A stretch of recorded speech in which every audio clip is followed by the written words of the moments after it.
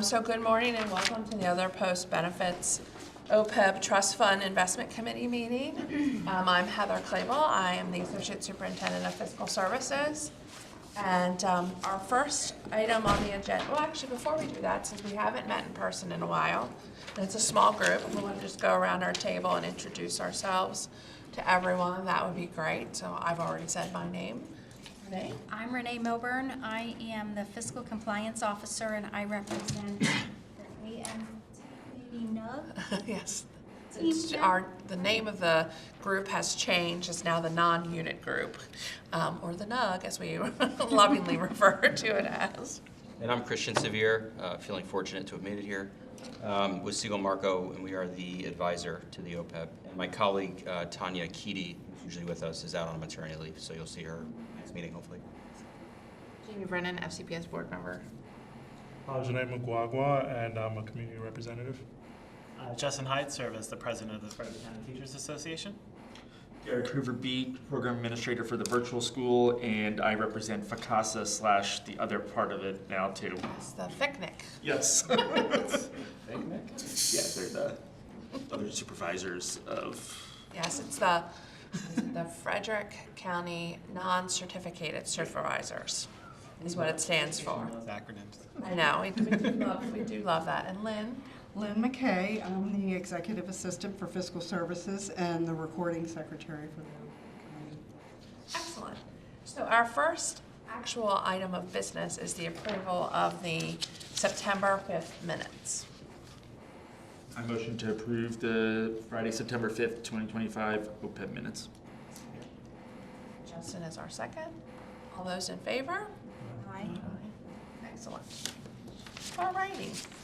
Our next item on the agenda is the analysis of the investment performance for the period ending September 30th. Thank you. Before we jump into the third quarter report, which is the big book you have there, we give an update on where the assets are at more recent time.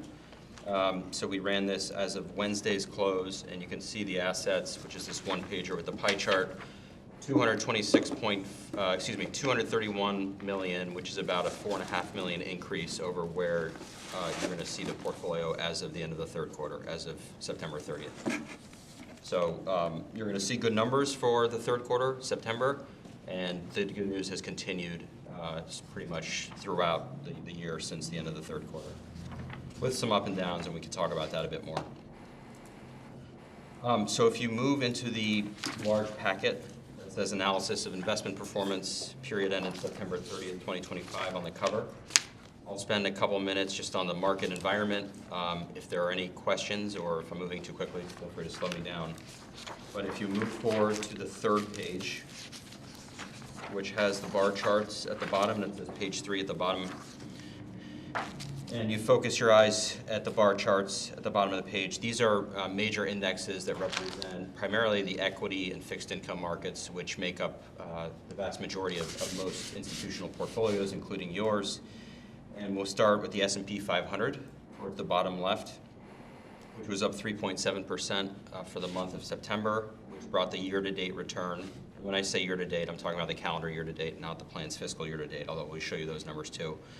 So for the calendar year-to-date period, the S&P 500 through September up 15%. And that number has increased, as I mentioned, with the rest of the portfolio since then. When you think about where the stock market was in early April, which was down about 15% year-to-date, we've seen north of a 30% reversal in a period of about 5 months here and about 6 months if you look at the numbers through October.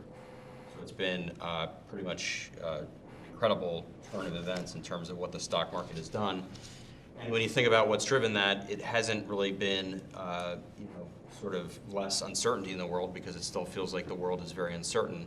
I'd say the two primary catalysts have been earnings of U.S. companies have continued to beat expectations, particularly the very large mega cap technology stocks that represent the Magnificent Seven, as they're known.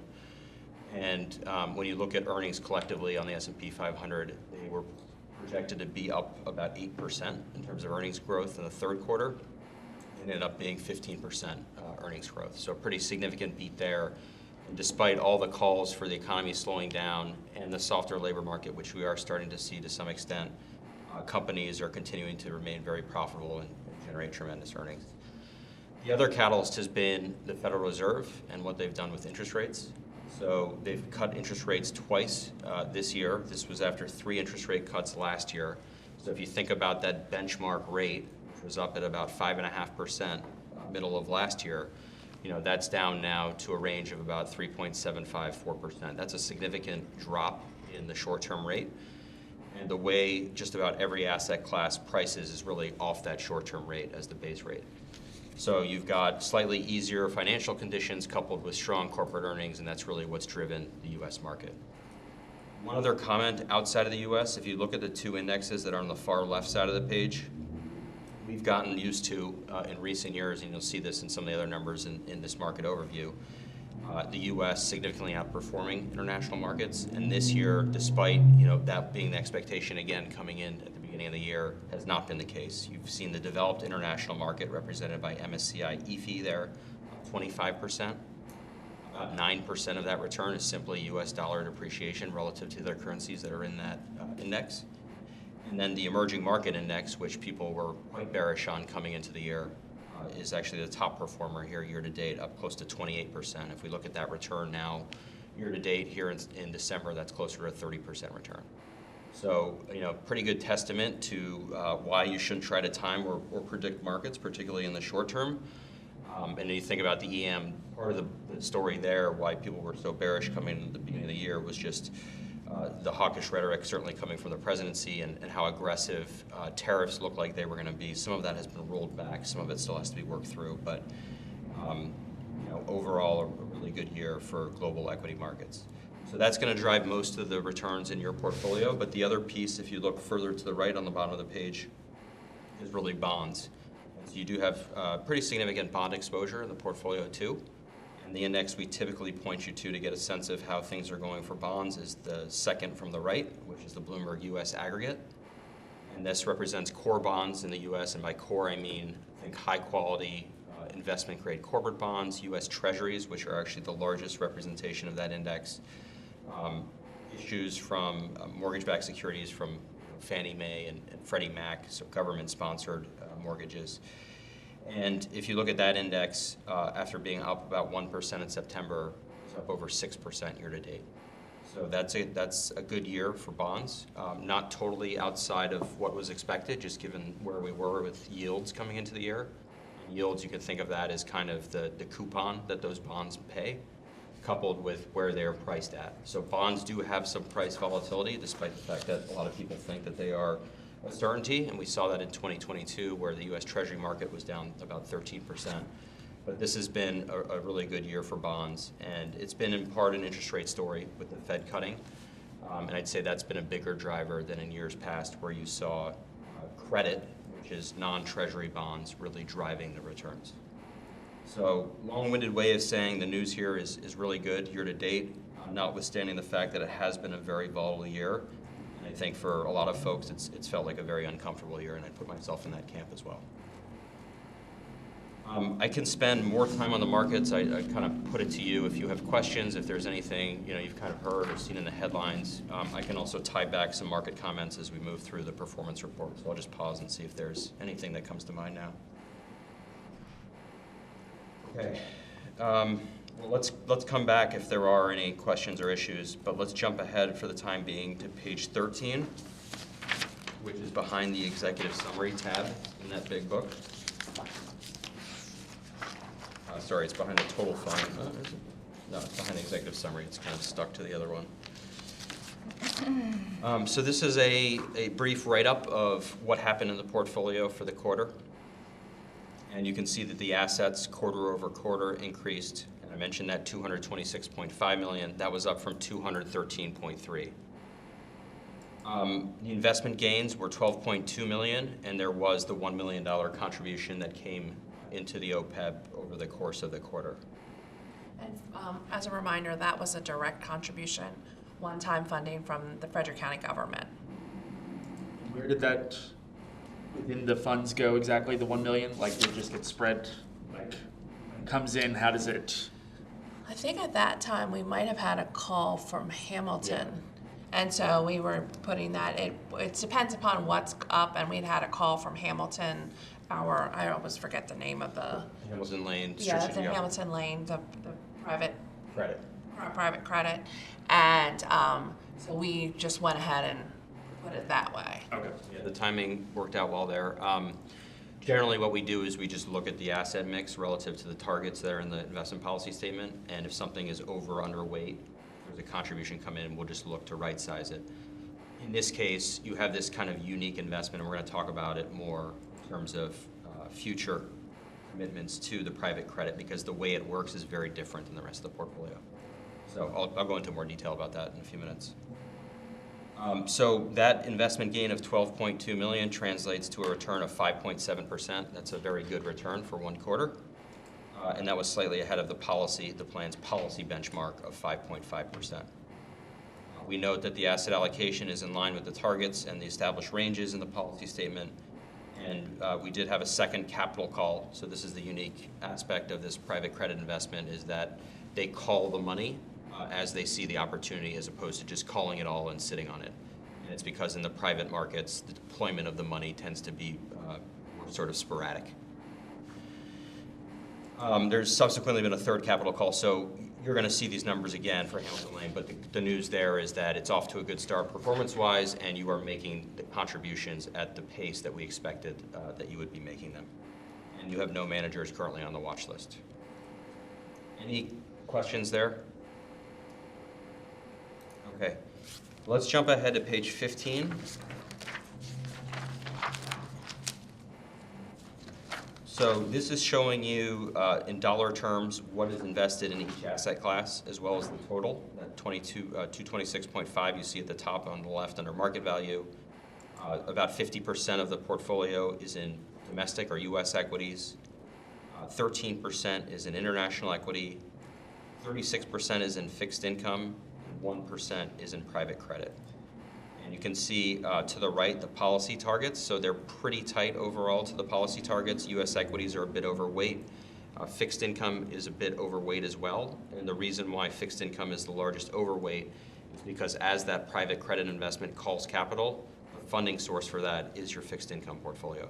So flows will continue to go from fixed income, which is a traditional in the traditional fixed income sense, to private credit, which is a non-public channel for investing in fixed income-like investments.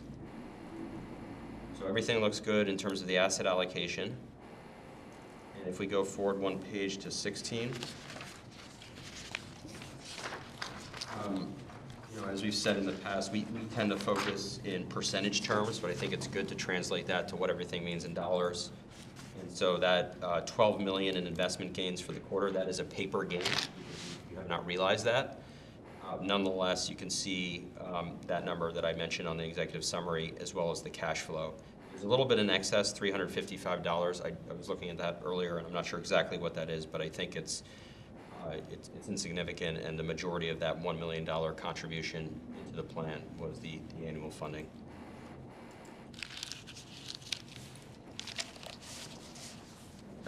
If we go forward one page to 17, so this is where we get the eye chart and start looking at the percentages. The key takeaways here, if you look at the top and the total fund, so the FYTD, that's your fiscal year, so the plan's fiscal year, which is also, you'll see the same, is identical as the quarter, because your fiscal year begins July 1st. So off to a really good start, your first quarter of your fiscal year, and I'll recap what 2025 fiscal year ended, but 5.7%. If you look at the year-to-date column, that's that calendar year-to-date, so January through September, 12.5. And I think it's striking if you scroll over to the right and look at the 3-year, close to 18%, which is, I'd say, outsized relative to historic norms.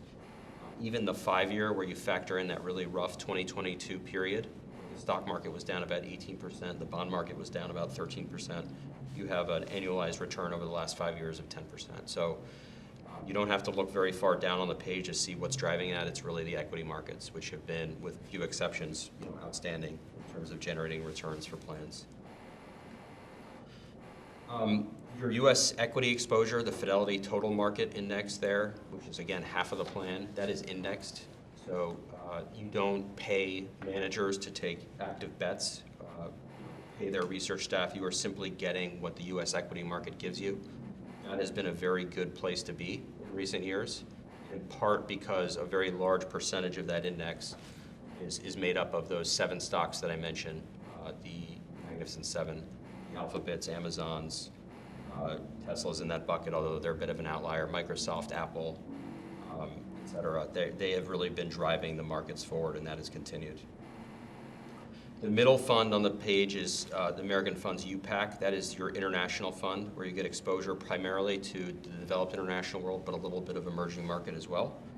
And you'll see that's the top performer. As I mentioned, the international markets have done very well this year. So that's up 24%. And if you look at the longer-term performance, the 3-year is one example, averaging close to 20% per year, much of which has been driven simply by what's happened this year. And then fixed income, which is 36% of the portfolio. There are 3 managers there. You'll recall earlier in the year, I think it was actually towards the end of last year, Western was a manager which was replaced in this portfolio. We put in an index fund, which is the Fidelity U.S. Bond Index. That's roughly 9% of the assets. In addition, we did a search for a Core Plus manager to replace Western. That's that PGIM Total Return Bond Fund. So you have a pretty good mix of managers in this space. If you look at them collectively, they are invested mostly in the high-quality bonds that I was talking about earlier, so investment-grade corporate bonds, agency-sponsored mortgage-backed securities, U.S. Treasuries, but there is a little bit of what we call plus exposure that comes primarily through that PGIM Total Return Bond Fund. So that includes a little bit of non-U.S. dollar bond exposure, some emerging market exposure, high-yield bonds, which are slightly lower in credit quality but offer a higher yield, which should generate more return over time. So if you look at those 3 pieces collectively, the fixed income line, calendar year to date, a 6.7% return, which is ahead of that benchmark, the aggregate I mentioned earlier, which is up 6.1. So you've had good experience from your bond managers too. I'm going to jump forward to just look at the performance of the last piece, which is that Hamilton Lane Fund. And actually, I'm going to go forward to page 64.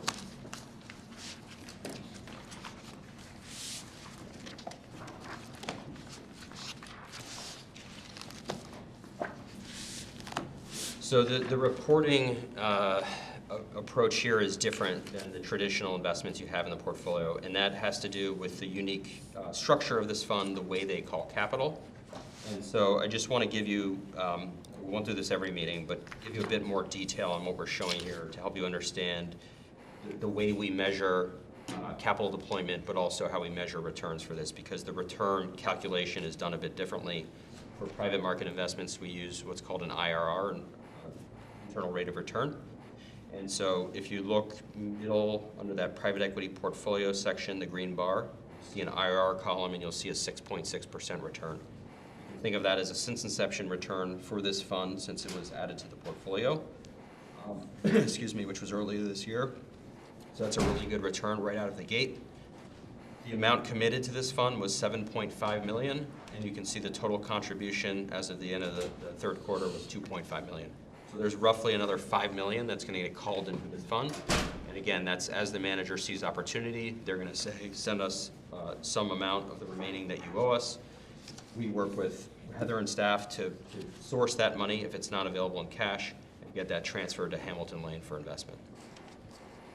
So the story here, still more to call, but off to a good start. And this will segue into the next piece, which is a pacing study for future contributions into private credit. Before we go there, I'm talking a lot, let me just stop and see if there are any questions or comments. Hopefully everything's pretty clear so far. Okay. Oh, I'm sorry, Lynn, I thought did we not have copies of those? I didn't see those in the box.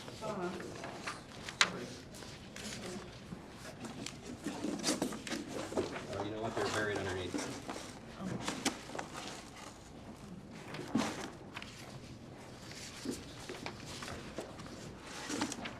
I apologize. I didn't see. No worries. I'll give you these because they're color and they're probably a little easier to. Thank you. Sure.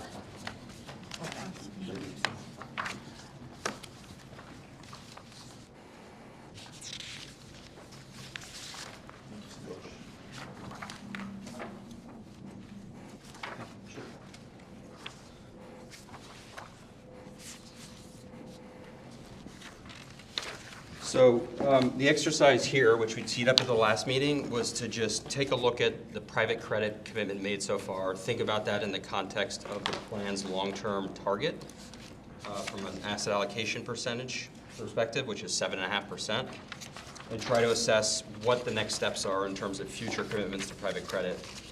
If you go to page 2, this is not the easiest chart to interpret, but the gist is we're looking at the current commitment in isolation, and what those green bars are showing you are estimates of what the value of your private credit portfolio will be over the next several years. So YE is simply the year end, and that's calendar year end for each of these calendar year periods. The blue line with the dots on it shows you what the percentage of private credit is projected to be as a percentage of the total portfolio. So again, the total target is 7.5%. That's that dotted orange line. The reality with these types of, same story with private equity, with private credit, you don't want to get there right away. You want to sort of phase in, and the reason is because if you over allocate, the percentage can actually exceed the target by a wide margin before it ultimately comes back down. And so we wanted to take a gradual approach. This was kind of the plan from the get-go, get you there over a course of a few years. So you see that with the current commitment, you're not getting anywhere close to the 7.5%. It kind of peaks out at 2.6 at year-end 2026, and then winds back down. And the reason is because these are relatively short-lived funds. They invest over a 1-year investment period. The life of the fund is about 5 years, which is actually very short in the world of private credit funds. And if you think about the average private equity fund, it typically lasts about 15 years. So all that's to say is it's nice to deploy the capital quickly and get it back quickly, but you do have to make future commitments to get yourselves up to that target. Just so you know, and we don't have to go too deep into these, but the details below, capital calls, that's what I mentioned earlier. That's how much the manager is expected to take each year. And then distributions is how much they're expected to give back. So in the meantime, obviously, they are earning money. The portfolio is growing, but there's a high income component of this private credit investing.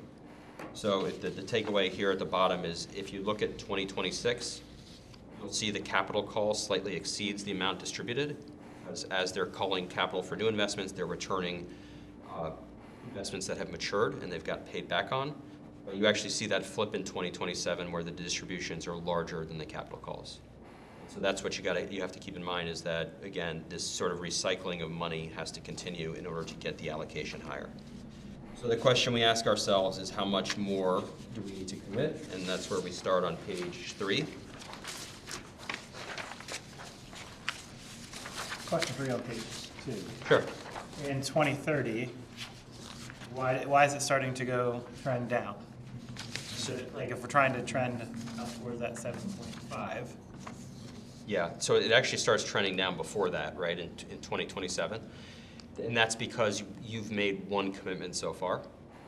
It's a 5-year vehicle that does a quick ramp up and then gives the money back and it's done. Yeah, so we get the distributions back, so it will go into we'll get the distribution back, and then it'll go into the other parts of the trust.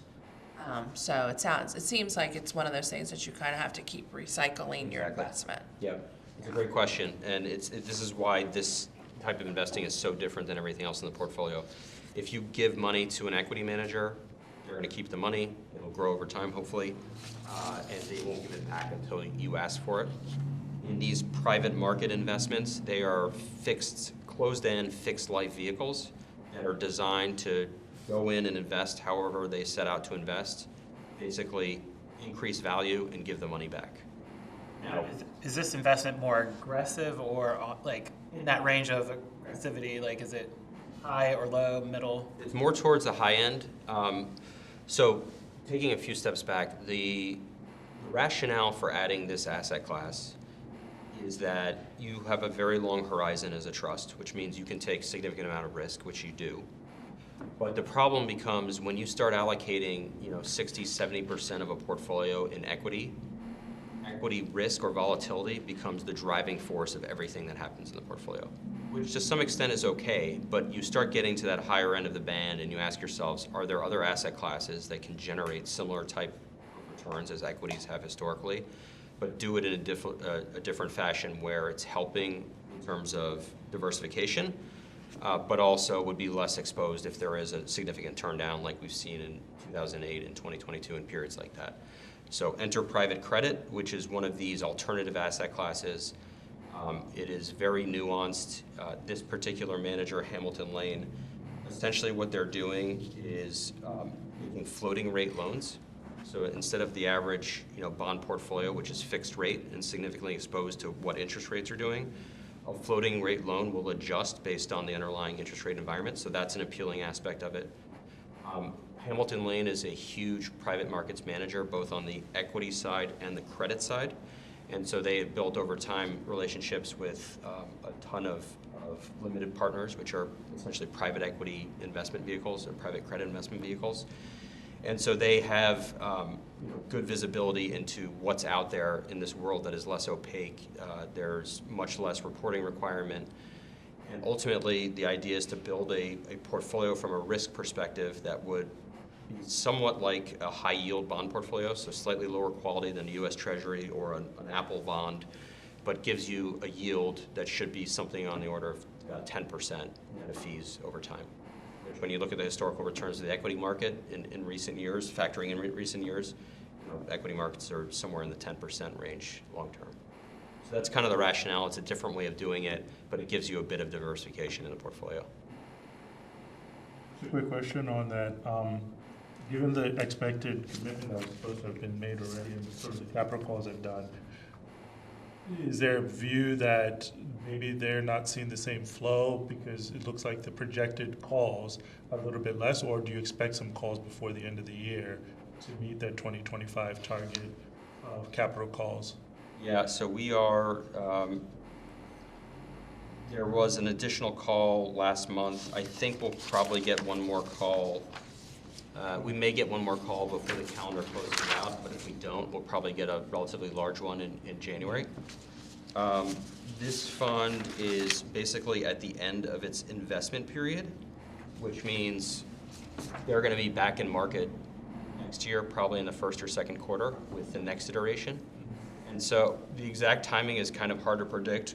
What they do, excuse me, is they use a credit facility, so they can simply borrow money from a bank and deploy the money and then go out and make the capital call. And this is what basically every manager in the space does, because it gives them a smoother sort of capital call pacing, so that they're not coming to you every time they want to do one investment. They can just batch them together and, once a quarter or so come and say, all right, we need money now.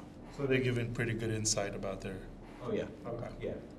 I haven't checked to see whether they'll have one more this month, and you get into the holiday period and things are a little bit crazier, so I wouldn't be surprised if it's not till early next year, next one.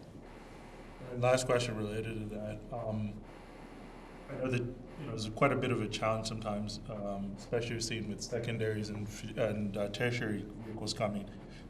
How, in terms of the likelihood of these distributions, is it because I think you said it looked like they were doing a lot more buyout funding of credit on the credit side? Like, how likely these distributions are to happen, as maybe when you go into the adding additional commitments, part of the challenge I know is going to be how likely are those distributions to come from those commitments as you try to figure out how to scale up to that 7.5, right? Yeah, I mean, so there's a distinction between private credit and private equity. I think a lot of the press and the headlines have been about private equity, the lack of mergers and acquisitions, M&A activity. IPOs have slowed. Some of this is starting to come back to life, but basically the exits, the way that private equity companies get out of their positions has a circular impact on new investments being made.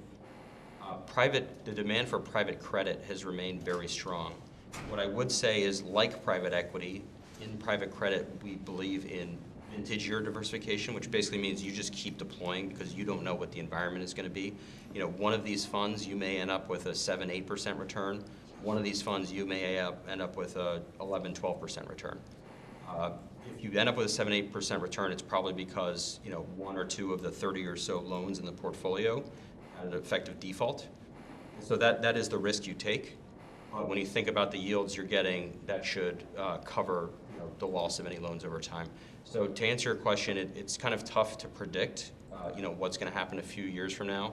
I think one other element of this approach that was appealing when we looked at it for the fit of this portfolio is that the average loan holding period is about 3 years, which is relatively short in private credit world.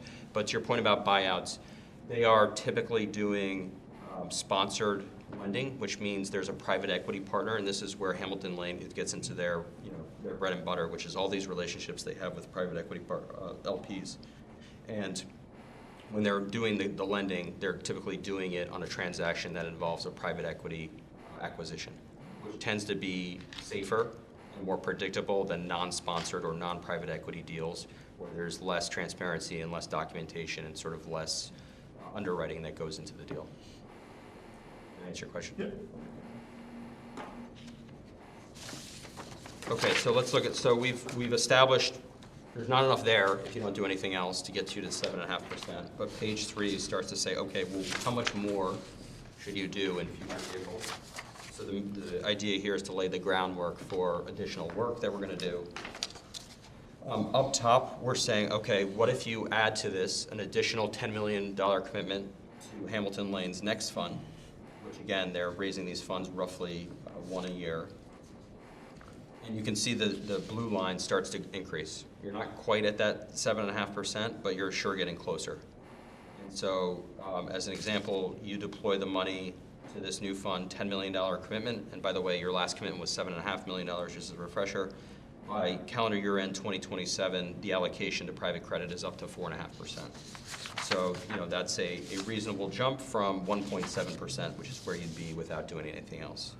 Obviously, that still doesn't get you to the 7.5, but it is important for that diversification that I mentioned, the vintage year diversification, to layer this in. And so the bottom chart shows you, okay, plan on another $10 million commitment in 2028.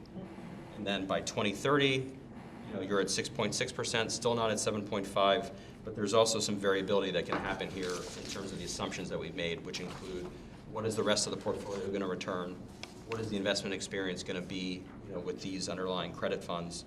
So we've left a little bit of margin there. So for instance, when we get to 2028, we could increase that commitment from 10 million to 12 million. We want to leave some flexibility there. But the idea here is to tell you, with a very high degree of certainty, that at a minimum in 2026, you're going to want to make another at least $10 million commitment to private credit. And just, in terms of previewing this and how this would play out, probably at the first quarter or maybe second quarter meeting next year, depending on the deployment of Hamilton Lane's next fund, we would ask them to give you an update virtually on the experience to date of the existing fund that you have, and then just give you an overview of the next fund, make sure that any differences between the two are highlighted, and make sure everybody on the committee just has a good understanding of what they're doing and why. I think, Derek was on the committee at the time when Hamilton Lane came in. So they came in and did a presentation, and we really dove into what making this commitment was.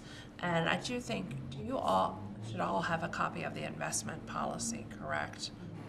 Statement. It was probably given to you when you first joined. But I think that's the policy that's driving the decisions that we're making. And that was developed, of course, with our partners. So I do think, it's, to be frank, when I saw this chart, I was like, thinking about how it comes back in distributions, that how do you get to the 7.5? It wasn't something that I was thinking about when we were having that conversation. So I appreciate these charts because it really makes me understand what the concern is and how the rolling has to happen.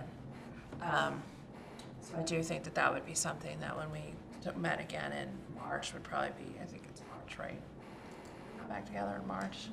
Can't keep the quarters in a February month straight. 20th. February 20th. Oh, February 20th.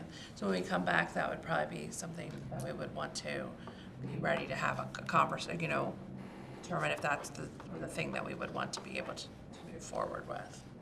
Just one point to be transparent on. There are vehicles that are considered evergreen or open-end. And basically, instead of returning capital, they will recycle within the fund. And it operationally, I think logistically, there are some reasons that might be appealing. The particular series here, the Hamilton Lane series that you've used to date and that we recommended, we thought, based on a strategy and sort of return profile fit, that made sense. But also given that it was the committee's first time doing private investments, the relatively short fund life, if there was adverse experience, if you wanted to sort of change course, we thought that that would give you that flexibility. So just to leave out there, if down the road there is an interest in sort of pivoting, we can certainly look at that. But so far, at least, the plan has gone as we hoped and off to a good start.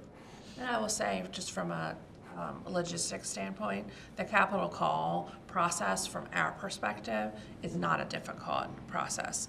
Melissa Rollison on my team works with our investment, it happens, before you turn around, everything's taken care of, to move the money around. And they're very good about reaching out and doing it. So it hasn't been, this has not added anything to any logistical things that are happening within my office. Notwithstanding the tough onboarding process, which. Well, yes, I will. Yeah.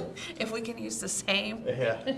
document, because that was a lift. But it was the first time we did it, and we have attorneys outside of the organization, because our in-house legal counsel, this is certainly not his expertise, although I did give him first crack at it. He said, no, thank you.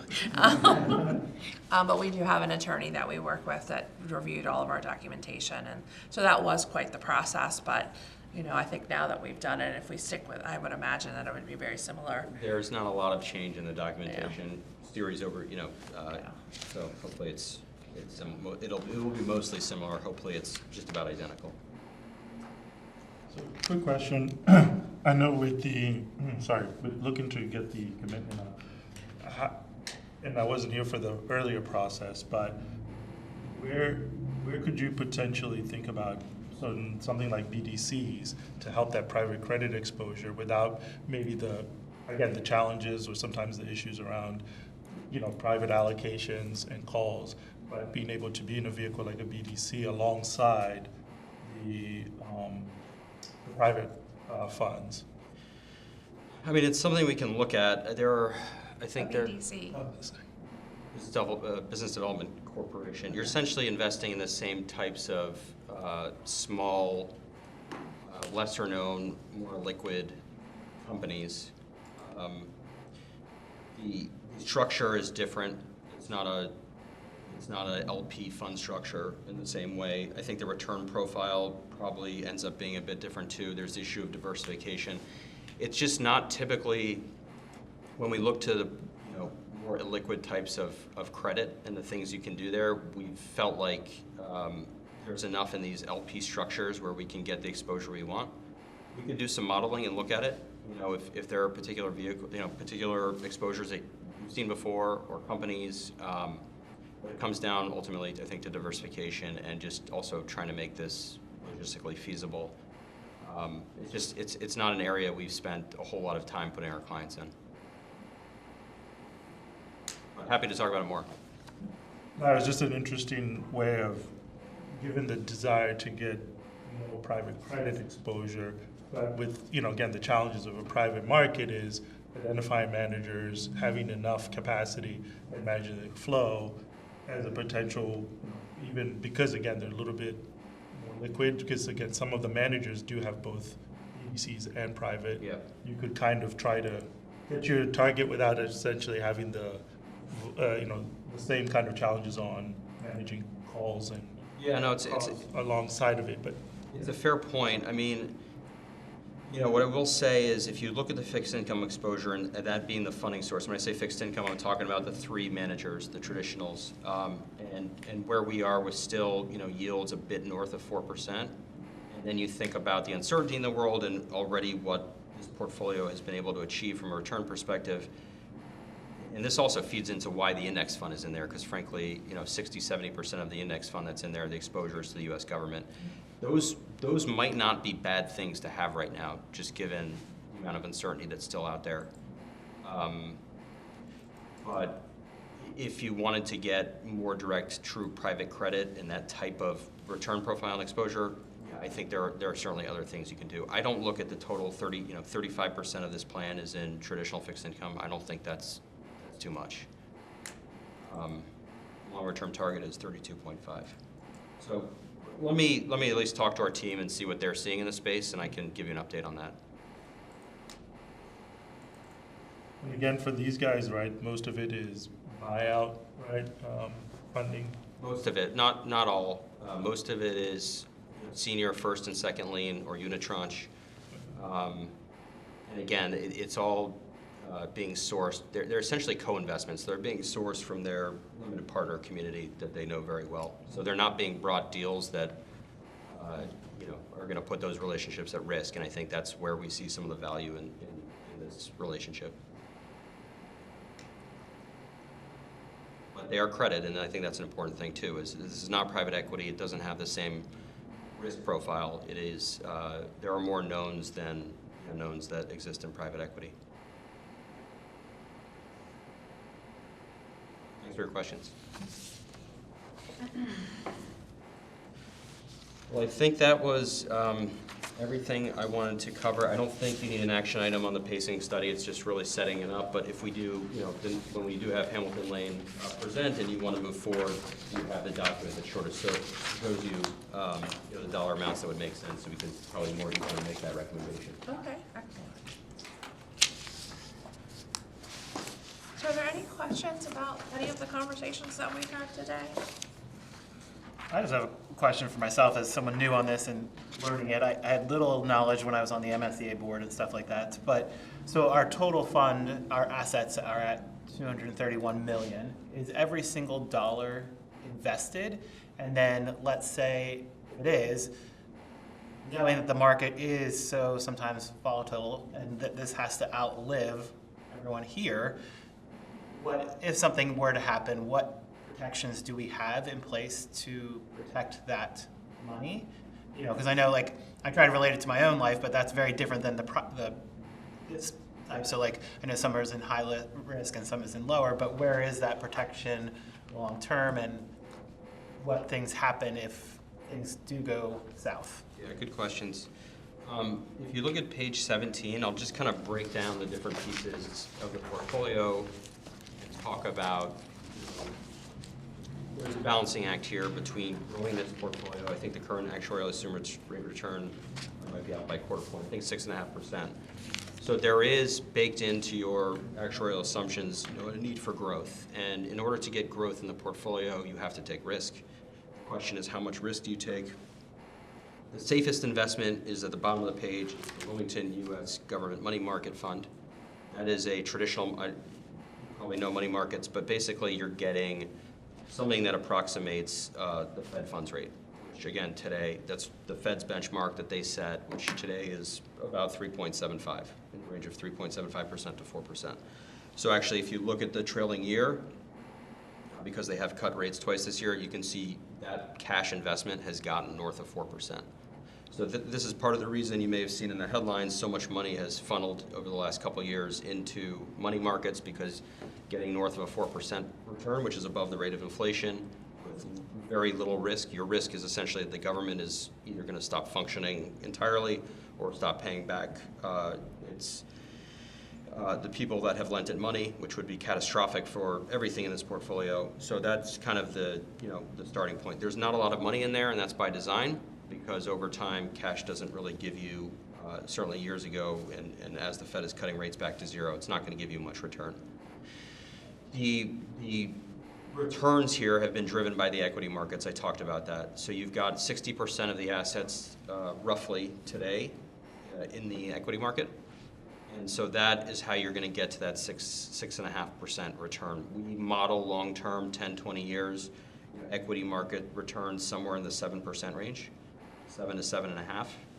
So if you think about that, you have to get something in the neighborhood of 6.5 for this plan, but you're only getting 7 out of the equities. That's why you have such a high allocation, because equities outside of private credit are project to have the largest return of any asset class. But then the ballast, outside of cash, which again is not much of a position, is really your bond portfolio. And that's where my sort of bias as a consultant has been stay higher quality with this part of your portfolio. 2022, terrible example because of inflation and interest rates going up so fast and so much. Was actually really bad for bonds. At the same time, you had stocks doing very poorly. But there have been other instances where the equity markets have sold off and bonds have kind of hung in there because you have that treasury, essentially the treasury type exposure. So that's kind of, is typically the ballast in the portfolio. Private credit, there are other features of it that tend to be more protected than the equity market. One is they only report quarterly. So it's kind of an accounting thing more than anything else. But if you're only updating your values once a quarter, then you're typically not going to have as much volatility. That does feed into the plan. But more importantly, with the private credit, if you're doing good underwriting and you know the companies you're lending to and you're confident they're going to pay you back, that's essentially your only risk. Particularly when they're floating rate, you're not subject to interest rate.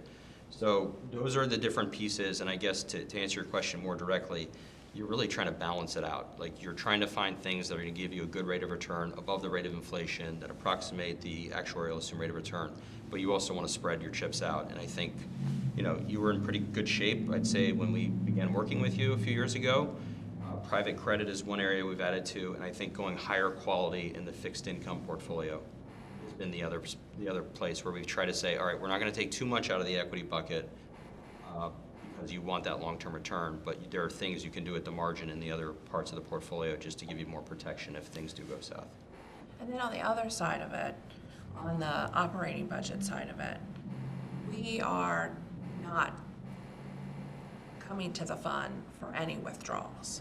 We are nearly $19 million worth of OPEB, which could it be an expense, which is what our retiree health care is, a current expense in our operating budget. We have, because you look at this and you're like, oh, $231 million. Well, if the expense is $20-ish million, that's 10 years and we're done. So because we've been able to continue to keep that in the operating budget as pay-go, we haven't had to draw on it. So a few years ago when we had that significant downturn, nothing was coming out of it, so it was able to just rebound and grow. But the flip side of that also is that we have not been investing in it. So you're losing out on potential earnings because it's just like your own stock market, like your own accounts. Like if you're not putting money in, it'll grow, but it will grow at a much smaller rate because it doesn't have that additional income to grow exponentially. So that's kind of, which when I look at these, I'm like, oh, all that, I see potential, I see losses because of that potential growth that we could have had we been able to put money in. So that's, why we have that investment policy that wants us to get to a certain amount to be putting in annually, because if you're getting 10%, if you're getting this growth that we got, so this year to date is, let's say it would maintain 12.5. We know that it's not going to for the whole year, but let's say that it does. We were able to put the $6.5 million in. That's our ultimate goal within our investment policy. You would have that additional growth that would happen. But so for now, the part of the protection is that we are not drawing on it. But there will come a time, and it's probably right now based upon our actuarial studies, which next board meeting we'll be talking about the OPEB in work session.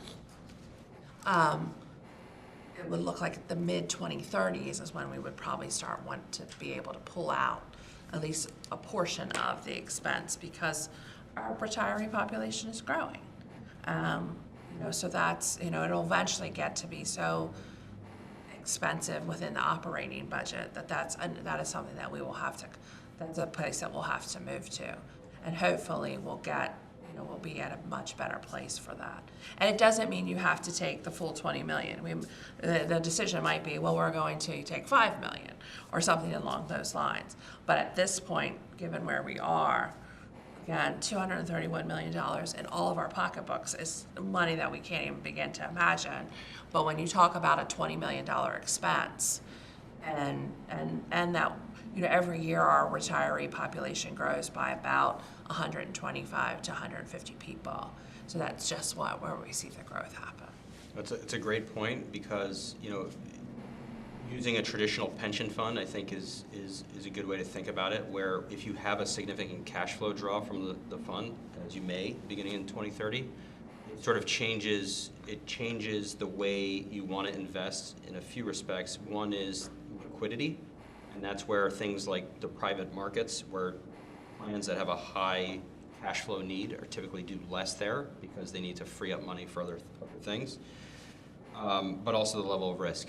And so, as we get closer to that potentially happening, could very well change the risk tolerance that you have as a committee and that you want to take here in the portfolio.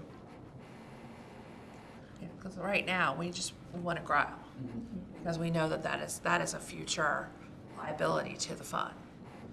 And so that's what we have to, growth with mitigating the risk.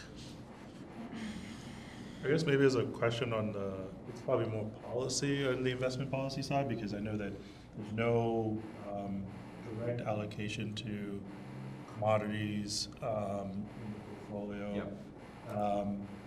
And also just in the context of more issuance coming down the road from the federal government, that bonds continue to be, again, an opportunity but a challenge. How we think about that as well in that broader context, about commodities fitting in the portfolio. That's an interesting question to kind of get that view. Why not? Or maybe what's some thought process around that? Sure. Okay, so first on commodities, commodity performance is extremely hard to predict. Different sectors of the commodity market, this year is a great example where you have precious industrial metals going through the roof. Energy, oil prices have sort of stagnated. Hard to predict, ultimately driven by demand-supply characteristics, also very hard to predict. We have plenty of clients with commodity exposure. Very few do it directly through a commodity vehicle. And the reason, and this is probably a concept you're well aware of, has to do with the way you get that commodity exposure, which is typically futures contracts. And there's a dynamic, getting in the weeds a bit, but it's called contango, and it has to do with the way you roll from one futures contract to another, and ends up actually eating quite a bit of the gains, historically in most environments, that you get from the commodity exposure. So there are periods where that's not the case. It's known as backwardation, and you typically get an added bounce. But if you're rolling from a contract that's expiring, let's say it's, a corn contract, into a new corn contract that's longer term, you typically pay a premium when you do that. And so you might see a spot price of a commodity on a Bloomberg screen or reflected on CNBC or something, but ultimately it's usually not the return that you're going to get if you invest in it. Now, we do have clients that have commodity exposure still, and they've typically gotten it through multi-asset class funds. Multi-asset class funds are something that we looked at, actually, with this group. I think it was not long before you joined. And we ultimately decided and made the recommendation not to invest in multi-asset class. And the reason is because they tend to be very expensive investment vehicles. They are pretty idiosyncratic in that they all have a different objective. Some are more inflation-oriented. Some have different return and volatility objectives. And the few that we looked at, we just said, in this environment where you're getting, at the time, about 5% on your bond portfolio, and the projected returns on these types of vehicles ranges from maybe 6 to 8% without taking too much risk and adding too much leverage to them. We allowed for it in the policy statement as an option, but we ultimately said this isn't the right environment to do it, and we don't see a vehicle out there that we think is worth the money right now.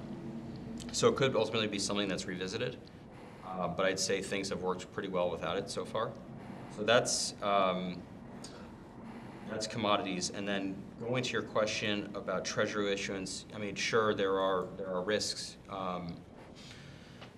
I think it's, obviously we have some fiscal issues in this country. Debt is going to continue to grow on the current trajectory that we're on. I think at the end of the day, there hasn't been an indication that the U.S. government's not going to make good on. So sure, you are exposed to interest rates, and I think that's part of the reason we've kept bond exposure in the intermediate part of the market. So the average duration of these funds ranges from probably 5.5 to 6.5 years, which when you think about the maturity of bonds and treasury bonds going out 30 years is relatively, so you're not too far out, over your skis in terms of the amount of maturity risk that you're taking in the bond portfolio. There are always risks. I just don't view right now U.S. Treasuries, and particularly if the labor market continues to soften, people do continue to get laid off. AI, let's say AI turns out to be tremendously successful, and obviously corporations are going to want to take advantage of that to drive profitability. That means probably more layoffs. You end up in a soft labor market, which should in time bring down inflation, not necessarily the base case I'm calling for, but all of these factors that are happening right now, I think, to me, particularly where the fund sits today, which is modest interest rate exposure on the bonds, still seems like a pretty good deal, even at 4 to 4.5% type return.